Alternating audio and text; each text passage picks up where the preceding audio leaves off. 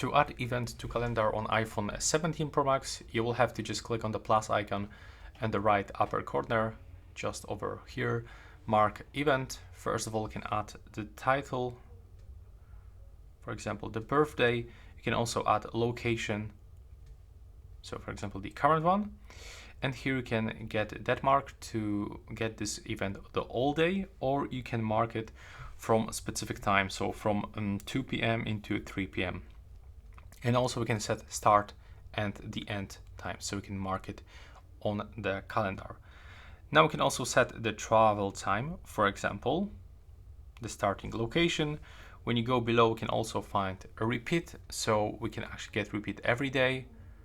And we can also set repeat on this specific date. And we can mark to which calendar we want to add this event. That's very important. We can invite someone from our contacts, of course. And here we can find alert, for example, 5 minutes before travel time or time to leave.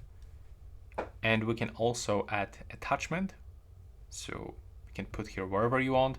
For example, I can bring here my ECG from my Apple Watch. And of course, you can add some websites and notes. And once you actually select, you can click here on this icon. And now the event will be available. So as you can see, that's how it looks in my case.